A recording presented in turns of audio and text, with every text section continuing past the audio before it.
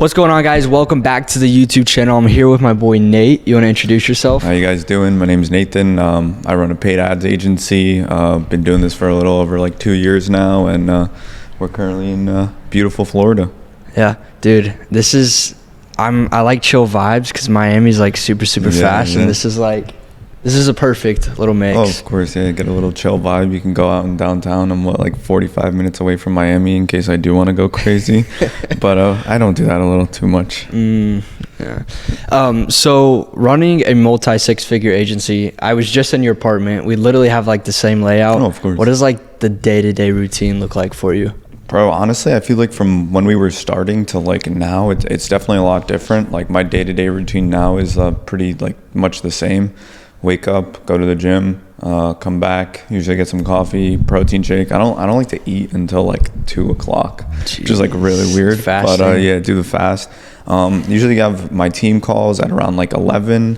And then usually from 11 to like 1:30 to 2, I'm usually pretty free. I don't like schedule any meetings or anything in that time. And that's usually my time to like manage the systems, make sure everything's running well, talk to like maybe some people on the team, see what's going on, especially with the setters and the closers and the account managers who are managing some of these bigger accounts. Definitely get like an update from them.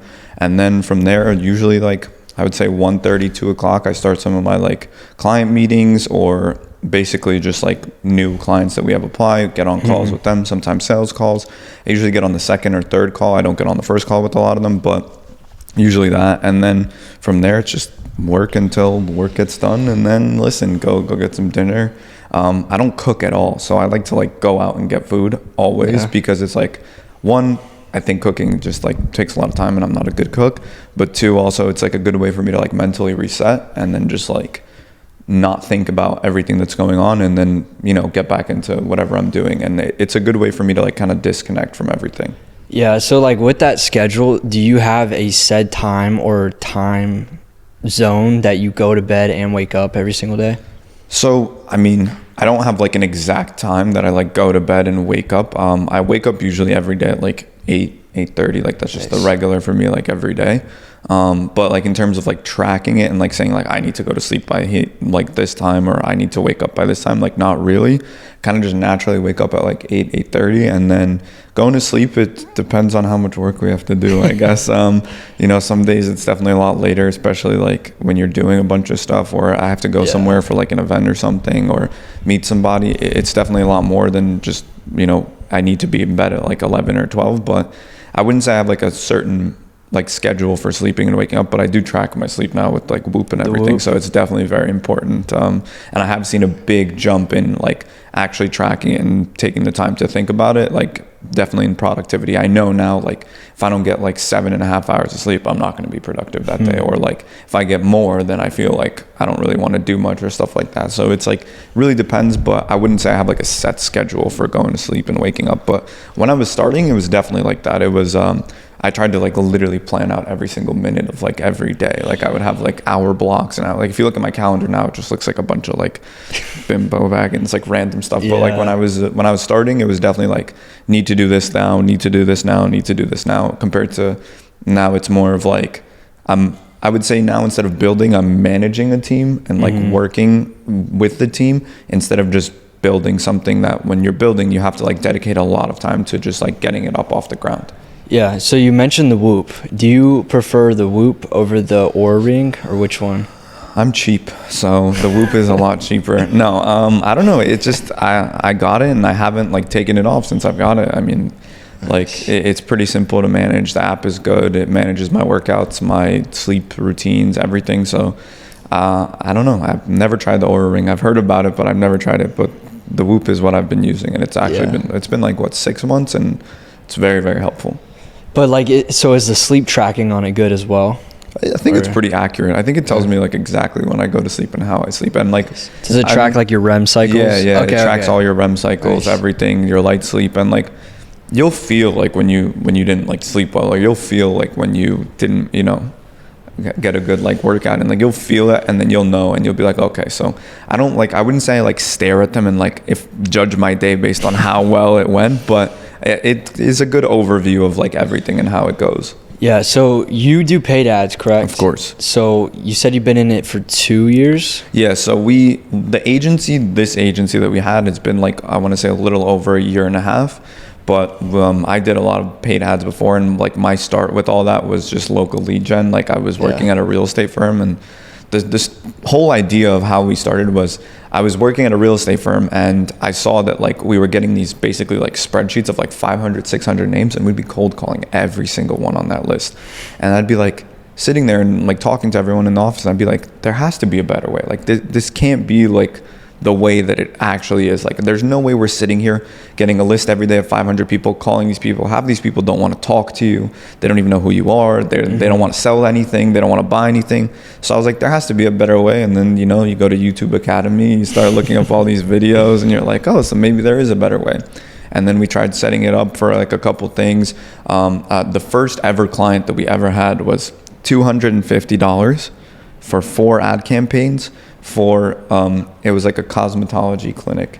And I remember when I first got that client, I was the happiest person in the world. I was like, damn, she actually paid me to set up ad campaigns for her. Like no performance, no nothing. I didn't know how they were going to run. At that point I was just running traffic campaigns. I was like, we're just going to get more traffic, and hopefully this converts into some clients. And like maybe I had no clue how anything was going, but basically I was just like, let me try for her, and she paid me, and I was like, wow, this is the life. I'm making money online. Yeah, but compared to now where it's like it's a whole different ball game, and you get better the more and more you do stuff and more time. And my partner was big in the space, and he helped a lot with the e-com side of stuff. We still don't really, I would say, handle a lot of e-com clients, just because e-com it's a mess, bro. Like when you start handling big e-com clients, like one client can take on more work than 10 like smaller clients. As soon as you get to that big space, because there's things like ad fatigue, there's things like you have to constantly churn different creatives, your targeting sometimes goes off, bans, which we're actually currently dealing with the ban right now. So like it's big. It's definitely not the easiest thing in the world, but yeah. Yeah, so you're 23 now. Mm-hmm. So you started when you were 21, 20? Yeah, I would say like on the online space when I was like 20, 21. So were you still in college? I was still in college. So what was the journey there? I mean, listen, I was kind of like finishing college. I would say I was basically done with college, and I was like, What major? What? Finance. Okay. I got a regular job, like I said, in real estate. I was working in a commercial real estate firm, and it was not what I imagined it to be. I didn't like it. I didn't, think it was the coolest thing. For the first 3 months that I was working there, I was like, this is awesome. Like, this is amazing. I'm going to sell 20 properties a year, these like huge commercial deals. And then like the 4th and 5th month came around of me like cold calling, going into the office every single day. And I was like, something's like, this isn't working. Like, this isn't it. And then like pivoting a little bit, going into that space. I mean, I remember in college, I was in Hustlers University trying to copyright for people. Like that wasn't working either. So it was kind of like basically just finding your thing. And then once you find it, just, dive deep and stick with it and do it. And then of course with TikTok and all that really helped the business a lot, and really took it off to another level, got more eyes on the business, helped me get more clients and things. And it was more of like a proof of concept, right? So like what I'm saying actually resonates with people, and what I do actually helps people because they could see it through the content and through everything. Right. So I want to go back. You just mentioned TikTok. So the reason we're here right now is because I was literally scrolling on TikTok when I started my journey, and like searching up like drop shipping and all this stuff, and this kid just like pops up, and I kept seeing your stuff, and you're only at like 5,000 followers then. I was like, I have to reach out to this guy. I'm going to get him as a client. Like, I didn't even know what I was doing. And I reached out to you, and you were like super, super chill. And here we are a year later. But the only reason I say that is I don't think people realize how underrated and untapped like online networking is. Oh yeah. So think of like, we've got like Renzo and Eddie, like all these guys, we wouldn't know them without social media. No, of course. I think the best quote that I've ever heard is, the person that you want to talk to, or the connection that will make you $1 million, is literally 5 people away from you, right? So like any connection in the world, especially now when we live in such a digital era where we can, DM anybody, and I'm not saying everyone answers, but every connection is 5 people away. But you would never know that until you actually like go out and try and DM them or something. So the example that you DM me, like when I was only at like 5,000 followers and stuff like that, like I answered because you presented yourself well. You came with like, you know, interesting stuff. You had things to say, and we started talking from there. And that's the same way that most people that we know in our network now, that's the same way we've met, right? Like when I first met Renzo, I was like, oh, this dude is like, I don't know what he does. Like whatever. It's just some dude on TikTok with like a couple followers. Like oh, he's doing cool shit. Talking to Renzo more and learning from him and doing this now, we have a serious connection. We talk a lot, and same with other people. It's an ecosystem that if you don't build, you never will see it. But a lot of people don't play this game until it's too late, right? Like they're scared, or they don't try to network as much because they feel like they have no value. And yeah, if you have no value, you can't network with people because some people at the top just won't talk to you. But somebody always has value in something, right? So like if your friend Nick too, who's very good, now you connected him with me, we do a lot of stuff together, like from anything and everything. And I would have never met that person until I didn't meet you, right? And that's a connection that I would say, like, I talk to Nick like 3, 4, 5 times a week now. Like it's like we do everything from like the bands, unbands, whatever, like all of that. Like so sick. He helps me with everything. So that's a connection that I would have never made, and that I would have never had that connection if I didn't, talk to you or meet somebody else in the network or meet somebody else in the group. The networking is the most underrated thing that like most people don't do. They think that they just need to, everything has to be done yourself. You can't do anything yourself. Right. So 2 things on that. For when the people watch this video, there's already going to be a video out called How to Network If You're Broke. So if you haven't watched it yet, the 3 things that I talk about is, first, before you network, you have to know what value is, and you have to establish trust. Of course. Now, with that, once you understand that, there's 3 ways to provide value. 1, you share what you know, like you said. Yeah. You don't have to be an expert in a said niche or a said field yet. So you share what you know because it might be valuable to you. To other people, yeah. And then second, you start solving problems for people. That's when you become very, very valuable. Yeah. And then the last thing, which I think a lot of people are afraid of building a network, is because of this last part, and you just mentioned it, is you share your network. It's that your network isn't just for you, because of course you become a more valuable figure when you start connecting people as well. So of course, it's huge. That's a big thing too. And a lot of people, I feel like when they're just starting, they're very like closed off. Like they don't want to share. They don't want to do stuff. Like, bro, we can all win collectively. Right. Like there's no like, even if you're in, I wouldn't even say competing like areas, but everyone can win all together. There's enough money to go around for everyone. So the connecting is the biggest aspect of people actually trusting you and wanting to continue to do business with you. If you're kind of like gatekeeping and like hiding your stuff and not connecting people when you know you can, you're only hurting yourself at that point, right? Like the biggest thing that I always tell people, like we have companies right now that I know that are like payment processors, and they always tell me like, oh, like we'll give you a kickback, and I'm never worried about that stuff. I'm never worried about that stuff, because I know that by me connecting that payment processor to one of my clients or one of my friends, I'm helping them out, right? And I don't care, the reward will come later on. It's not a big deal, but that's the main thing you have to see. Like if you have a payment processor, if you're on Stripe or on whatever payment processor that's horrible right now, why would you not want to join a better one that we work with, that we know? And it's just a connection that values for everyone. That's a big thing that everyone in the network is we're all trying to help each other. I know I can get on the phone with anybody and be like, hey, help with this, help with that, and they'll help me. The same, like we have traders in that network. You trade? Do I trade? No. Like we have traders in that network, and that's all they do every day, all day. And prop firms, stuff like that. It's just a big network. So we talked about like the online networking thing. As we know, there's this weird stigma around social media marketing agencies, and I'm very like opinionated about personal brands now, at least on Instagram. Because you go on Instagram now and you see these kids posting 3 times a day of, here's why you need Alex Hormozy captions, here's why a hook is so good.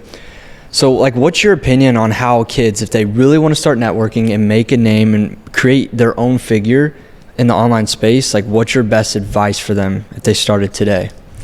So, I mean, the hard truth is that nobody's going to want to network with you if you have no value to provide, right? Like whether that be editing value, whether that be paid ads value, whether that be just like B2B connections. If you have no value to provide anybody, then, I mean, most people won't want to network with you. So the main thing is you really have to like look in at yourself and see like, listen, what can I be somewhat competent in? I'm not saying you have to be an expert in something, but you have to be like competent to the point that if somebody asks you for help on something, you can provide it, right? And like I get 100 DMs a day where it's like, we can edit better than this, we can do better than that, but like The only two people who I've really worked with in terms of the editing space is Luke. I don't know, you met Luke before. You definitely did a podcast with him, and you. And then nobody really else has like really reached out to me who's been like, wow, they're just here to provide value and they're here to network. Because for me at this point, to let somebody in and talk to them and take my time and build a connection with them, they have to provide an enormous amount of value, and they also have to do it in a way where it doesn't feel like they're just trying to use you, right? So work on yourself, build whatever you have up, and then don't so much focus on the networking aspect when you're just in the starting phase. Like I just told you right now, I wasn't focused on networking when I was, sitting in my apartment back in New York and just trying to make something work. That wasn't anything that was in my mind. I wasn't sitting there like, how do I reach out to these people? It kind of just came naturally because some people see you, some people reach out to you, some people, you message them, you start talking with them, and then you build from there, right? And if you have no value or anything really serious to provide as of now, that doesn't mean you won't later on, and that doesn't mean that you can't, get to the networking level in 3 months, 4 months, 5 months. People are really underestimate how much they can get done in 3, 4, 5 months. Like you could really change your life in that amount of time if you really just put your head down and work. And they're just so focused on the networking aspect. It will come. There's real world life networking, not only in the online space. Like I go to events, my friend does real estate down here. We've been to his real estate events. I met a lot of people in the Florida space just by going to those events and stuff like that. So put yourself out there, but also know that until you have some serious value to provide people, your options are going to be very limited. You're going to be networking with people who are around your level or maybe a little bit above you. And that's just it. Like until you really reach the next level, that's when you get to step up and go into the next phase. The same way that we want to network with people who we can't right now, but that's because we haven't achieved that level yet, right? We haven't achieved like people that I'm thinking I would really want to meet, like Zane, who runs a big solar company out here in Florida. I don't know how to connect with him. I haven't even tried, but I know that I'm not at the level that I can play where he's at a completely different level. He plays a different game than what we play right now. So I need to get to that level before I can start networking with him. Yeah, and to add on to like the real estate networking events, like I have a lot of events in Nashville for where I'm from. And I talked about in the networking video, it's like you said, you have to create yourself. You have to build yourself for a few months, because what if I started today and I walked in that room and I have like this opportunity to meet all these people and they're like, what do you do? What's your name?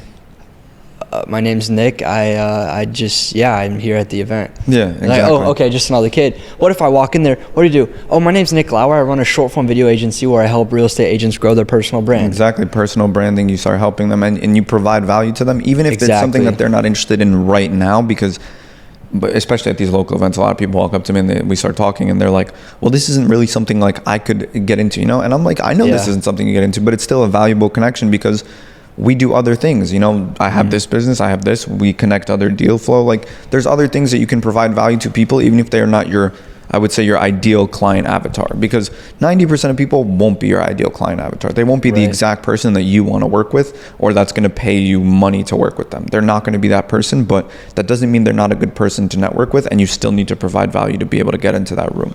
Right, and the coolest thing is when you have value and you get into those rooms, but it's not applicable to them, you're planting seeds. Exactly. And it might not be for them, but they might run into someone next week. Oh, you need ads? I just met this one guy. Exactly. And there's not a better feeling than that. Exactly. That's actually a lot of, I would say like 30% of our business is just off of referral, and not even referral from some of our clients, but from some of the people that we in the network, or people that I know. They'll just refer you around, and like I don't take on all those clients, of course, because some of them, like I said, don't fit the ideal client avatar that we have at the agency. But it's good that people know what you do, so that if something comes up, they can always refer you. They can always tell somebody. And those types of clients and the ones who get referred to you are usually the ones that are the ones who stay for the longest, because they have trust in you and they have trust in the person who referred them to you. So those are the ones who really, they're there for the long run. They're there who want to build something big. 100%. And so two things. One, a lot of people think the short form video space is oversaturated. I think that's BS. And another thing I want to mention that you brought up was last month, so September, I probably closed like 30 to 45K in total. And it was 70% of that was in person or referrals. And I think there's like this big stigma that these bigger, SMMA guys have created, that you can only get clients online. It's like, if you want to win, you do whatever it takes to win. And the big thing that you just said there is also, is like, it's oversaturated, or it's like dead. Like, bro, we've been hearing that since I don't know, since we started, since before we even started. Everything's been dead. Drop shipping's been dead. All this has been dead. Nothing's ever dead. You just have to adapt, right? Maybe the thing that was working 3-6 months ago isn't working anymore. Now it's time to adapt and see what the new thing is. The same way that I just told you we changed all our payment structures for all our clients in March of this year. It's a big risk that I took, but I adapted, and now it lets me reach bigger numbers. The same thing that got me from 0 to 10K or 0 to 20K is not the same thing that's going to get me to $100,000 a month or $200,000 a month. It's not the same thing. And for people who think that, oh, this business model doesn't work, or this is dead, or this is not what it should be anymore, it was a lot popular then. It's not that it's good, just over, because clearly short form content is not over. Everyone's still posting short form content, and we're just getting really started with all these big businesses. But people think it's dead because they've sent 150 DMs and they're like, oh, that's it. It's over for me. 150 and I haven't gotten a single reply. Bro, I was building out automation systems to send out thousands of emails a day, and we weren't getting shit. And you pivot, you change, you do something different. Nothing is ever dead or just done. You just have to learn the new way of doing it. Absolutely. And I think that comes once again with like the more value you provide, because the more value you provide, you'll feel it and you'll build that confidence. And like the whole oversaturation, dead and stuff, I think that's, when people say that, I think it's just them like unearthing their insecurities about how their agency is. Of course. So that's like the biggest thing. Now, when it comes to your entire agency journey, like what did the first few months look like? A mess. Yeah. A really big mess compared to like what everything is now. A mess. It was horrible. We had no systems, no anything in place. I was doing whatever it fucking took to just put any type of money in the agency, grow it a little bit. I had no team. I was trying to service deliver half of the stuff myself, and through like other people that I knew, with white labeling everything. And then you kind of like, as you go, you start, I would say in the beginning, you're buying yourself freedom. And then after the beginning, you start buying yourself time. So you start buying your own time back. So when I was starting, this would not be possible because I'd be glued to my phone trying to figure out what the next client wants or this and that happens. And yes, there's days where that still happens for me, where like shit goes wrong or some system breaks down and we have to do that. But I would say building the overall system so that you buy yourself time back is the biggest difference that I have from then and now. Now it's a lot more streamlined. We get a lot more things done quickly. I know that if I take on a client, they'll be onboarded in at least 4 days. Like maximum will be 4 or 5 days. They'll be completely up and going and running, compared to back then, the first person who would come up, I would try to onboard them right away and then the results would be horrible. Like, you build out systems that bring you like ease, and also that, you know, definitely make it easier on you to run the business. Because now, in the beginning, I would say I was working in the business. Now I'm managing teams and working on the business, compared to in the very beginning when it was just, I was trying to do whatever it takes. So you just moved from New York down to Florida. Is New York like your home state, hometown? Yeah, I grew up in New York. I grew up in Brooklyn. My family still lives there. I mean, I was basically there my whole life, and I just moved like literally less than a month and a half ago. Okay, so you technically like didn't move out of your hometown when you started your agency? So when I went to college in St. John's, which is in Queens. So it's not in Brooklyn. So I moved out of my parents' house when I was 17. And from that point on, I never like went back to my parents' house. Like, we didn't do dorms. We rented apartments like with my friends and stuff like that. So I would live there year round. And I other than like, I think it was 2 weeks during COVID when my apartment closed and I was getting a new one, I haven't lived with my parents since then. It's not to say like I don't have a good connection with them. I have a really good connection with them, but I kind of just like moved out early. So it forced me to like grow up and like manage my own things and like do a lot of stuff myself, and it was definitely a good stepping stone. But moving to Florida was probably like Queens to Brooklyn is an hour and a half away, but like moving to Florida is a big move. It was a 22-hour drive here. Yeah, this guy like drove how many hours with everything in your car? Yeah, so I basically told myself that everything that I pack in my car is worth taking with me, and everything else is going to the trash. So like I threw everything else out, and I was just like, F it. I'm not like I'm starting fresh, but like this is just going to be like a big shift in my life. So I'm just, everything that fits in my car is what's important to me, Everything else is gone. I'll get new stuff here. Like all my furniture here, it's all fucking brand new. Like everything. It's nice. Yeah, Nice everything is brand new. That was definitely a month I spent a lot of money because I stayed in hotels, and then when I got here, my Airbnb, I had to stay in Airbnbs because this apartment wasn't ready yet. So it was like, bro, that first like 2 weeks of moving was a shit show. Plus it's a 22-hour drive, which is never fun. You're literally like driving straight for 22 hours. Like you're just on I-95 with like no cars around you, like trucks, semi-trailers like going past you, and you're like, oh shit, all right, I guess I'm good. It's definitely, and working from there, because I had like, basically, I can say that I tried to turn everyone off and like just do this like move and be cool, but like something always comes up. So I would have to like answer calls like while I'm driving, and they'd be asking questions, and I'd be like, well, I can't look at this right now. I have to tell one of my guys, and he has to tell me, and then I'll tell you. So it was a big mess until I actually like got down here and like got somewhat settled. Then it like started like getting back to normal. But when I first came here, we had like 6 or 7 new clients apply. We had like 3 of our old clients hit like record, like in August, one of our clients hit like a record month, or where they just did 195,000, and we were like, it was just all a huge mess. It was a huge, and before that they were doing like 80K a month, so they almost tripled the amount that they did. It was like double and a little bit over.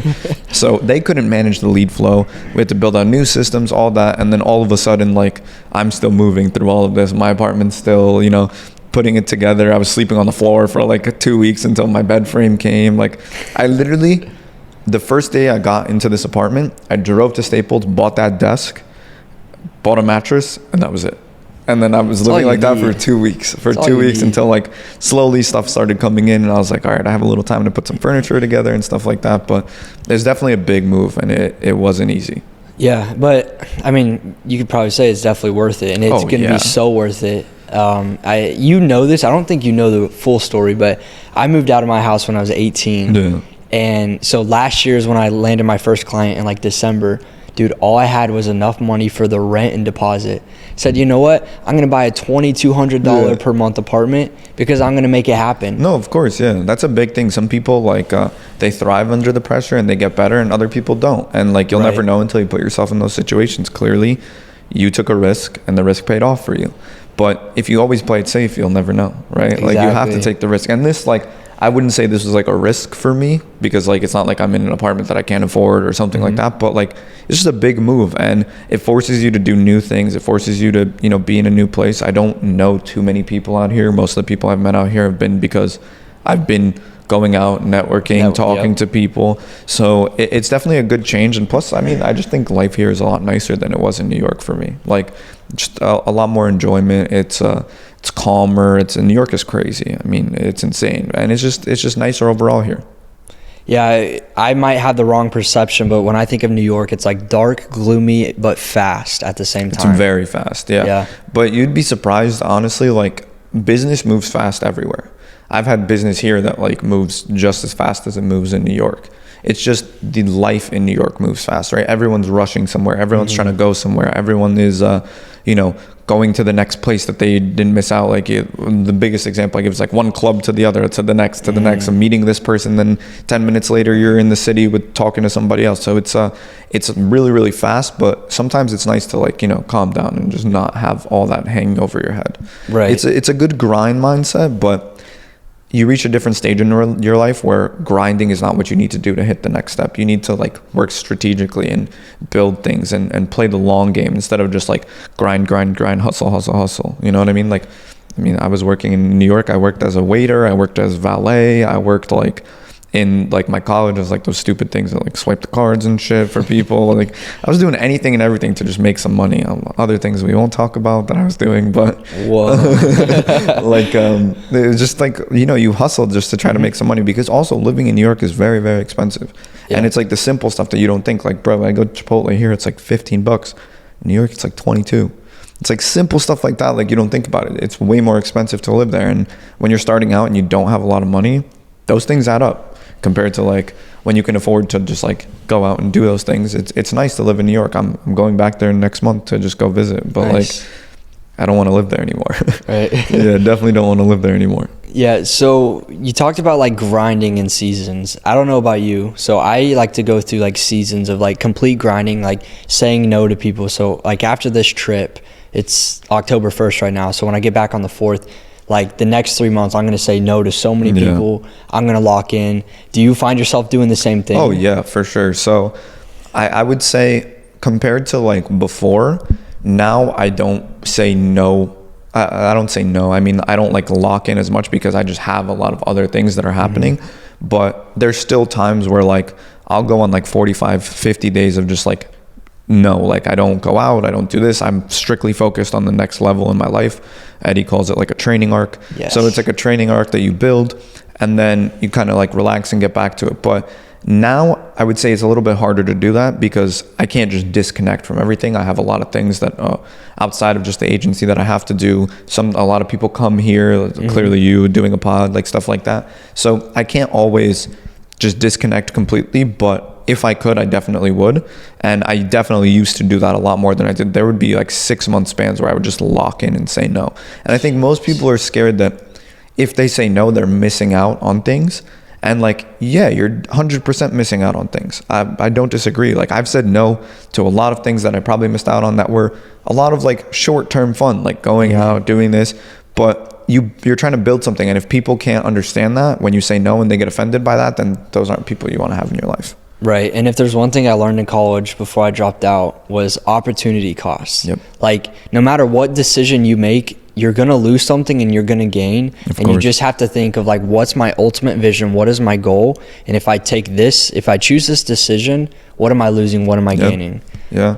And the risk sometimes, like people are scared to take the risk, but I think living in the fear of not taking any risks is a lot worse than taking a risk and failing. I mean, we've all failed. Everyone has they're not successful in something or they're not able to do something. My prime example with real estate, I was horrible at it. Fucking didn't make any money for like 4 or 5 months and just was paying my own gas back and forth and stuff like that. So if you don't take the risk, you'll never find out. But without taking any risk, you'll never reach that level of success, right? I still take risk to this day in doing a bunch of stuff that, you know, I don't know how it's going to pan out. We spend a lot of money on stuff like this, a lot of money on other things. We dedicate our time not knowing if something's going to really work out. But if you don't take that risk, you'll never find out. And the opportunity cost is the best way to describe it, because if you're not willing to risk it to reach another opportunity, if you were never willing to risk it to DM me, this would have never happened. A year later, this would have never happened. You know what I mean? So you have to put yourself in a position where you're constantly taking risks. Right. Fear kills more dreams than failure ever will. So like back to like the networking and like the online, growing that community, you know, at first, once again, we all didn't have value and we built ourselves up and created value. For like the people that don't have quote unquote value right now, how can they get into other groups of kids that are in the same position of them, but it not be like a group of like just idiots together, you know?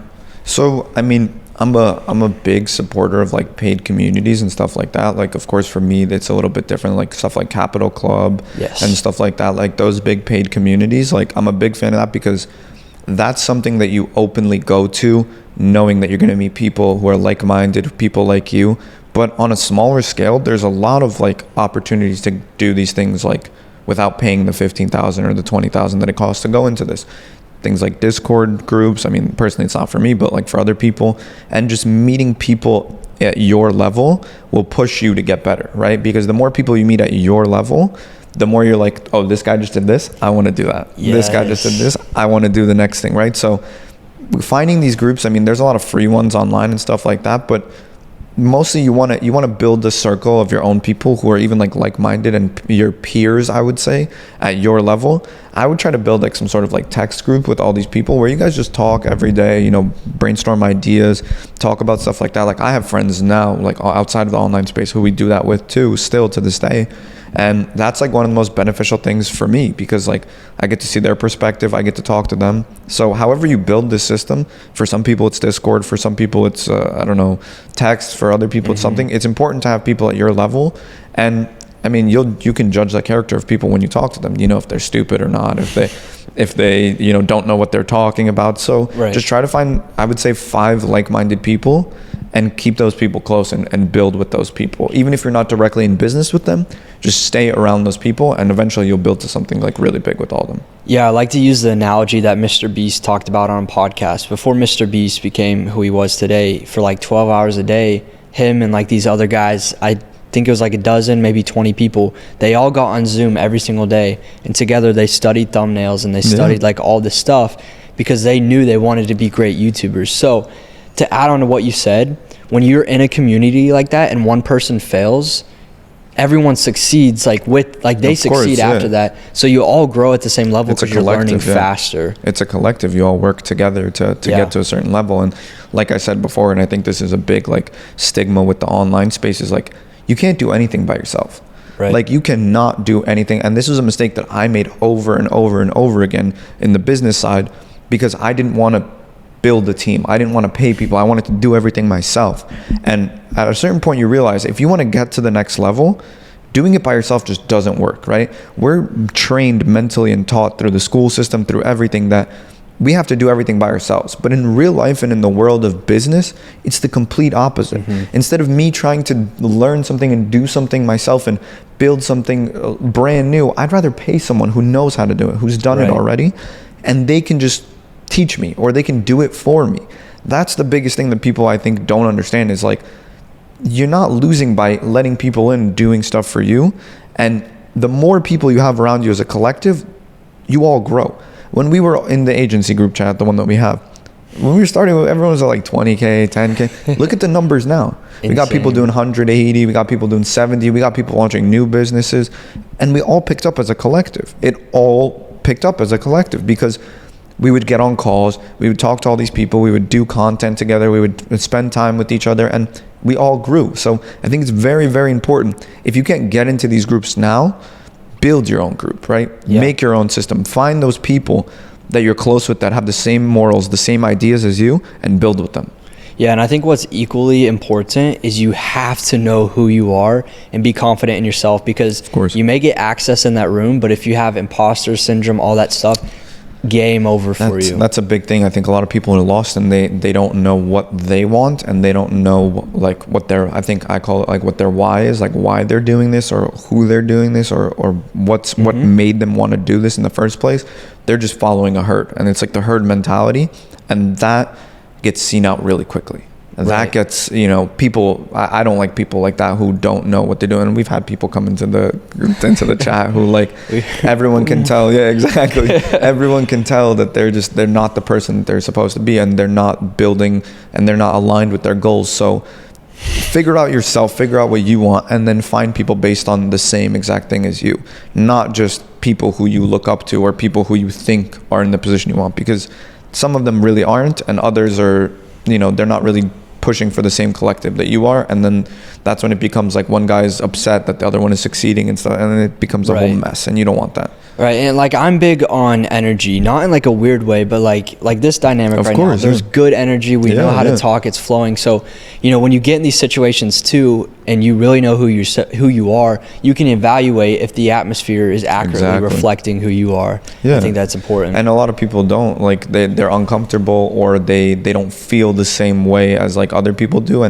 and you can read that in a room. Like, it's very simple. I've sat down and talked to people before, and it's like, just that there's a disconnect between like the way I think and the way you think. And it's not that we can't disconnect in the way we think, but we're not on the same path. And if anything, that like more than frustrates me. Like, I have a friend right now who, for the life of me, I can't break it through to him that like he's just like zombified and locked into his fucking job and everything. And he sits and complains every time we speak, or every time we go to get dinner. He sits and complains about these things, and I'm like, you can sit and complain about them. I completely agree with you, but change something. Like, make the shift, do something different. And those are the hardest conversations for me, when like one person is like trying to educate and push someone to do something better, and the other person is just locked in their ways and doesn't want to change.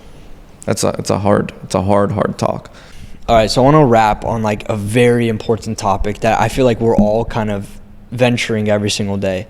There's a lot of individuals that are going to SMMA, to business, drop shipping, whatever, and they just have like this very tunnel vision mindset, which is good, but it's like, hey, I'm gonna make a short form video agency and I'm gonna be hitting 30K months, and then like I'm gonna do this forever. And I think that's fine, but like even for me, if I kept that mindset entirely these past few months, I wouldn't be where I'm at today. So how can someone, as they're starting their journey, have that tunnel vision, but also have that balance of not shielding them so much that they're missing out on adapting and innovating? So I think when you're starting, the tunnel vision is very important, right? It's one goal, one avatar, one client, one person, especially in that SMMA space that you're trying to serve and help. And then as you get like a little bit further into your journey, it's okay to like venture into other things, right? So like my prime example now is like we kind of do some SaaS stuff, we kind of do some real estate stuff, we kind of do some other business stuff. So you want to be closed off, and like if it's your dream, like guard it with your soul, right? If you want to do this, you have to guard it with everything. But don't say no to positive opportunities that might come your way because you're doing good in business, right? So when you're starting, it's very, very important to lock in, get the work done, put the hard work in, but always keep an eye out for like the thing that's coming up, or always try to find the new innovation thing that maybe somebody else is talking about that could implement into your business, or you could like implement to change the business a little bit. So my prime example is like, we only started with Facebook and Instagram ads, and we were only running localized lead gen. Now, I barely touch localized lead gen. Like, unless it's a huge company doing localized lead gen, I'm not touching it. And that's a pivot that I made as I got further and further down the line, because I saw that, you know, these businesses are more profitable than these, and localized lead gen has a lot of like, I wouldn't say issues, quote unquote, but like things that, you know, don't work sometimes. And other things, of course, and we've added editing into like some of our clients' work where we're producing better content for them, for their ads, for their organic content. So you always want to pivot and add new things, and you won't be able to do that if you're completely closed off in tunnel vision. But I think as you keep going, you'll see these opportunities arise, and when you see them arise, just take advantage of them. Like, that's the main thing. You have to take advantage of them. Don't be super, super closed off and hesitant, or else some of these opportunities that are coming by you, they might just fly by and you'll never be able to see them. Right. I think a personal experience I have right now, and the reason I'm saying it is because most of my viewers are like trying to learn how to build a short form video agency. So like, and I'm always transparent with like where my agency's at. Yeah, of course. So for a while, like we scaled so fast, seeing 5 figures a week at 18. It was insane. Then I realized like not everyone needs edits, but then like now people are using AI and all this stuff. And for a while, I just denied it. And you look at my Stripe, and the more I denied it, the more it went down. And then the more I realized, like, hey, why don't I kind of think outside the box? And outside the box for me was like, you know, I have a good personality. I know a lot of people in my city. Let's test my inner market. Let's look within, which is, I think, very symbolic with anything. Let's look within. I looked within, and now I can sell, you know, 5-figure plus deals, packages. Yeah. And that's something that, like you said, you pivoted, right? It's a different opportunity. It's the same sort of business, but it's a different opportunity that you took on and you tried, and now you have success with it. And that's the biggest thing I think you said is like, the more you denied that things weren't working, the lower the Stripe balance went down. And that's super funny because everyone has that. Like, everyone thinks they found the gold gem, they hit it, and then all of a sudden it starts like tapering off, and you're like, well, what's the next one? And the people who are stuck-minded and who want to like, this is how it's going to be, this is everything it is.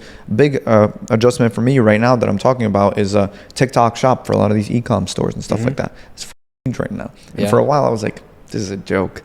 This isn't real. Like, these are scam artists selling some stupid stuff. Now look at every single video. Half of the videos you see on TikTok, they're all branded with that little TikTok shop.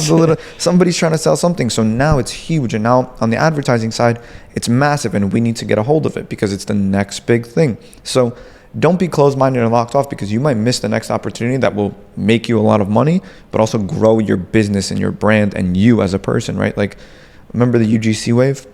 Those UGC agencies were making hundreds of thousands of dollars a month just by providing UGC. It's still big now, but it was way bigger. Like, I would say like half a year ago, 8 months ago, it was massive. These guys were doing big numbers.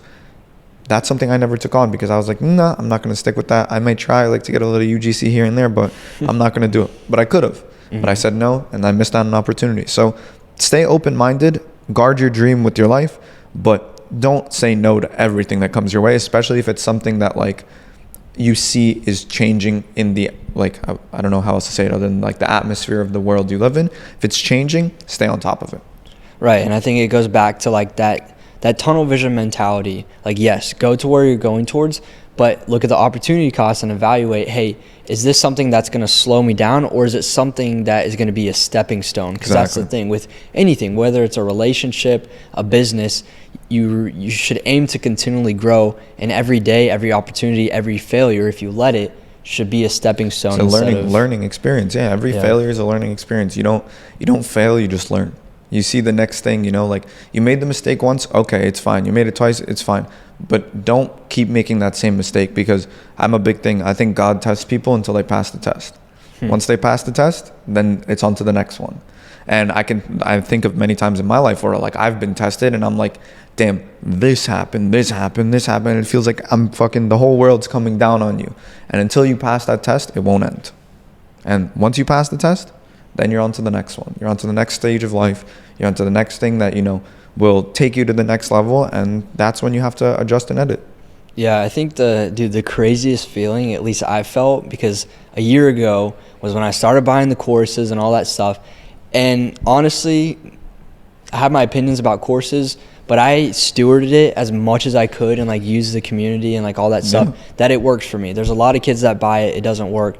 But I think of like a year ago where I'm like writing down like, all right, I got to sit in front of the red light, like all this stuff. Yeah. But it's so cool to look a year ago of like where I was versus changes. Now. It's insane. And I think what most people don't understand, and this is something I'm a big proponent on, is if you want to change something, the only way that happens is by taking radical responsibility for everything that's happening in your life. And I'm a big proponent of that, where everything that happens in your life, one way or another, is because of you, right? I know there's a lot of people who think like, oh, I'm in this position, like, fuck, like this happened, that happened, like, oh, my life is so crap right now. You can live in that victim mindset, but until you take radical responsibility for everything that's happening, you'll never escape it, right? People say like, oh, like I'm behind on the payments and this and that. Well, take radical responsibility. You did that to yourself. Some people want to always play the victim mindset. And for me, that was the biggest shift that happened in my life. When I started taking responsibility for every single thing that happened, boom, somebody dinged my car in the street in New York. My fault. Shouldn't have parked it there. Like, it sounds stupid, right? Like, but taking that level of radical responsibility means that you are fully committed to whatever journey you're on, because you think that everything is within the end goal. And for some people, the timeline is 1 year. For some people, their life can change in a couple months, in 1 year. For other people, it's a longer journey. But as long as you're fully confident that what you're doing is right and that you're on this journey for the right reasons, you'll be successful. And a lot of people, they see it as like, I'm not there yet, I should give up. No, you're not there yet. Keep going. Build the next thing. Try the next thing. Figure it out what it's going to be, and extend your timeline a little bit, because I think a lot of people they want to be rich now, but they don't want to put in the work now, or they don't want to so much, like I would say, do what it really takes to get to the level that they want to be. And there's the disconnect, right? Like, you'd be amazed in 5 years where you'd be at, but you'll never get there if you don't work from day one. Yeah. Right? Biggest thing. So the last thing I want to ask you to add on to this is, a lot of people want to start businesses or whatever to get rich quick, whatever it may be. Do you think it is very important for someone to have an actual why? So like for me, like, yes, I was one of the first short form video agencies, but it wasn't necessarily because I wanted to get rich. Like, I loved doing content in high school, and my why was, how can I do this for more people all around the world? Obviously, I had luck with the timing of short form agencies, but do you think it's like pertinent to have an actual why? I would say yes, but also like some people just have like a different mindset, and I think I'm one of those people, right? So like, did you play a lot of video games when you were a kid? Minecraft. I was like fucking addicted, bro. Like, yeah. I would play like FIFA, like all these like games, and I would want to be like, I remember there were times where like I would literally, like, even in college, where like I would lock myself in my room for like a week and just play fucking video games because I was like so locked in. So for me, the money is a game. This is the game, right? Like, and the money is not so much like what I just want more money in my bank, but it gives me access to different things in the world. It gives me access to different people. It gives me access to different, maps, or like however you'd call it, like different things. So that's So that's my like addictive mindset, like going into talk, because I play this game not because of a why anymore. Before there was a huge why. Like when I was starting, my why was I hated my job. I didn't know what I wanted to do with my life. I didn't know where the next step was. I was living by myself with my roommate and just trying to figure out how to like make things work and somehow do a business. And I didn't want to be stuck in that like 9 to 5 like life. So I needed a why then. But at a certain point, you lose the need for the why, which I don't think, if I asked you like, what's your why for doing all of this? You wouldn't have an exact reason, right? But you lose your why and it becomes more of a game, for me at least. It becomes a game where I'm trying to better and win every single day. Yeah, you become addicted to just building and building and building. Yeah. So, well, this was an honor, bro. Yeah, thank you so much, brother. It was definitely really good sitting down and talking to you. And listen, we'll do more for sure. Lives. Yeah. Awesome. All right, see you guys.